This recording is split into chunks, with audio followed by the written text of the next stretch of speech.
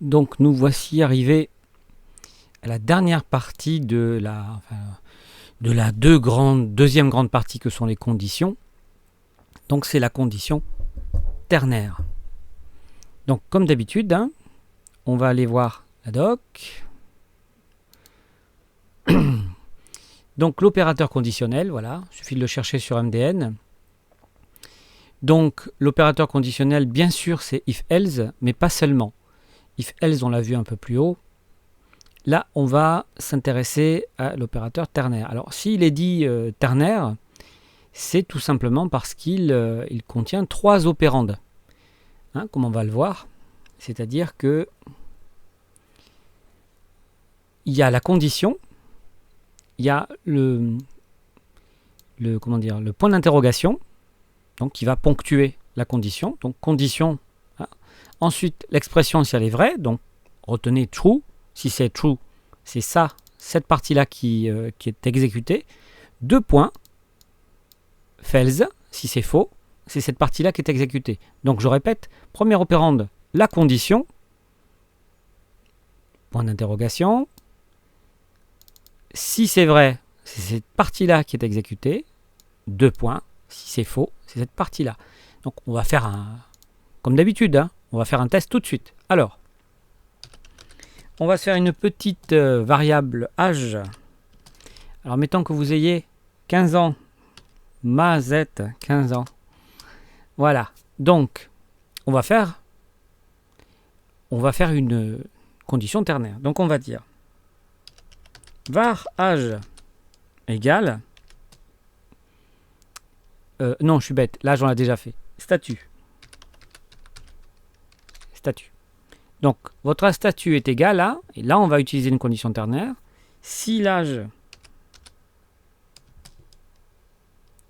est supérieur ou égal à 18, hein, 18 ans, donc on ponctue avec le point d'interrogation. Donc, si c'est vrai, si vous avez plus de 18 ans, alors vous êtes... Ah, mes doigts me trahissent. Vous êtes majeur. 2 points. Donc ça, c'est la condition vraie. La condition fausse, mineur. Voilà. Et on n'oublie pas le point virgule. Donc, là, on a un exemple simple. Donc, on va mettre notre console log. Hein. On veut connaître le statut. Donc, je reprends. On va tester la valeur de notre variable âge.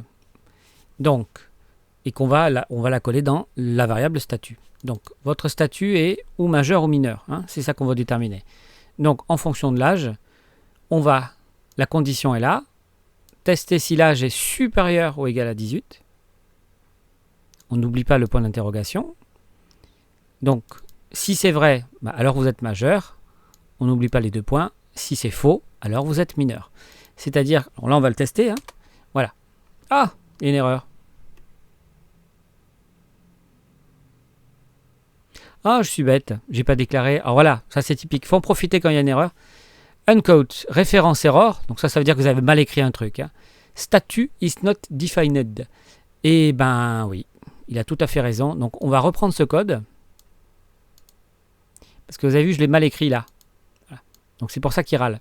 Donc on va le reprendre. Profitons-en. Faut jamais rien perdre. On va le réécrire.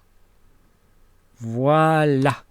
Parce que j'ai bien déclaré ma variable âge et j'ai bien déclaré ma variable statut. C'est juste que je l'avais mal écrit. Donc on recommence. Voilà. Donc là, j'ai mis un âge de 15 ans. Donc évidemment, c'est mineur. Si j'avais mis 18 ou plus, ça aurait été majeur. Ce code-là est équivalent à celui-ci. Je vais le faire juste au-dessous, tout simplement. Donc,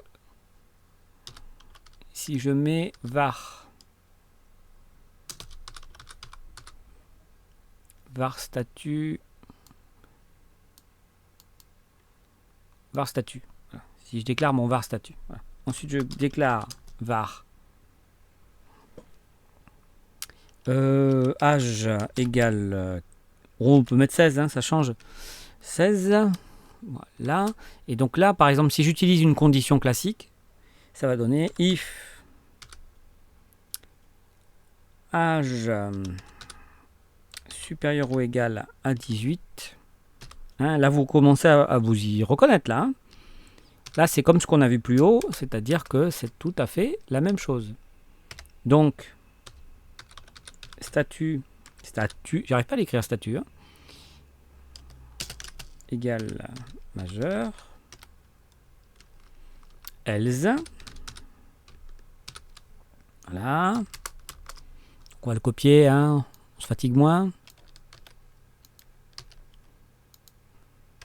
Du égal mineur. Voilà. Et on peut remettre le console log.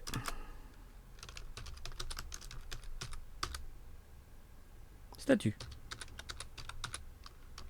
Voilà. Donc là, vous avez sous les yeux deux équivalents. C'est-à-dire que cette condition ternaire, c'est la même chose que si vous écriviez ceci. Donc, vous allez le rencontrer ça hein, dans le code, voilà, parce que y a pas mal de gens qui l'utilisent, parce que pour faire des petites conditions, c'est extrêmement pratique. Voilà. Après, il y a aussi des conditions ternaires multiples. Ça, c'est un peu avancé. Donc ça, moi, je vous engage à regarder la doc si ça vous intéresse de creuser, parce qu'il y a beaucoup de choses qui sont faites hein, sur MDN. C'est très très intéressant, comme d'habitude. Mais voilà, on va lancer. On a une équivalence de ces deux codes. Donc, amusez-vous bien, c'est la fin de la deuxième partie et je vous retrouve sous la troisième partie qui concernera les boucles. Si vous avez aimé, mettez un pouce bleu, partagez, commentez, mais surtout abonnez-vous. Vous serez alerté des nouveautés et quand il y aura assez d'abonnés, il y aura des bonus.